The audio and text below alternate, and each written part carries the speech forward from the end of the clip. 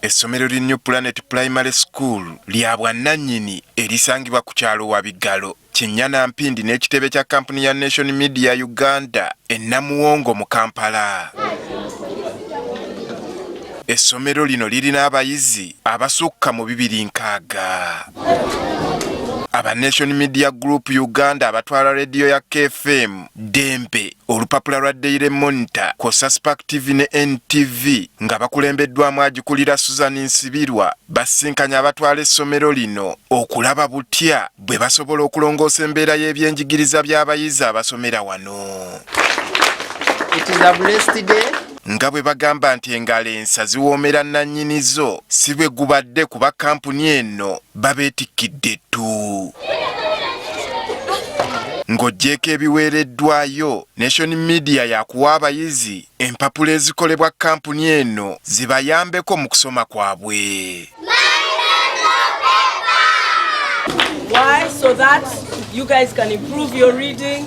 You guys can pass your exams better. Akulira kampuni ya Nation Media mu Uganda Susan Nsibirwa akkaatiriza nti kino bakikoze okutuukiriza ebimu ku bigendererwa bya kampuni eno. Ne twebuuza nti ddala ffe ng'ekitongole tusobola kukola tutya tuleme kuba nti tutuula butuuzi mu Namuwongo muno mu Wabigalo community, naye tusobola okukola tutya tube nga tulina kye tuyamba abaana bano n'abasomesa engeri gye basomesaamu abaana. Agamba nga b'ekitongole bakkiriza nti abaana gwe musingi gw'eggwanga ogw'ebiseera eby'omu maaso, nga nabo balina okufuba okulaba nga babateekako ettoffaali mu nkula yaabwe. Ensi yaffe tulina abaana abasinga mu population yaffe bali mu myaka 15 n'okukka wansi. Kati awo ffenna ng'ebitongole we tulina okukolera awamu nga tulaba nti tujjayo abaana abasomye, abaana abayogera obulungi, abaana ab'empisa, kubanga yeyo future yaffe.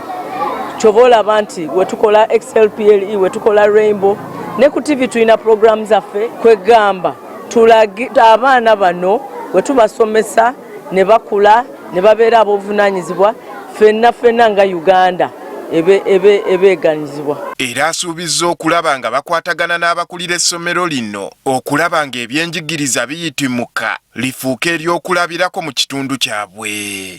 Ekirala kyatugamba nti tebalina room nga library, abaana ne bajja ne batuula ne basoma ku bitabo.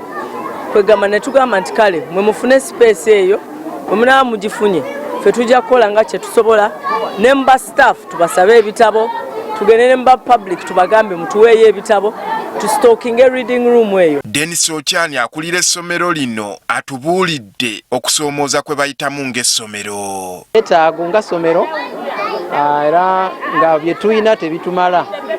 Tubaali tubulako masowaani nga tetumala, masepiki, ebitabo by'okusoma, naye ono mumativu nti ebyo ebibaweereddwa byakwongera okuyitimula ebyenjigiriza by'abayizi baabwe. Tusuubira bye mutuwadde bigenda kwongerezaako okutumbula okutuyamba okuyisa abaana n'okusoma kutwaliza awamu. Andrew Kaggwa, Agafeeyo, Spark TV.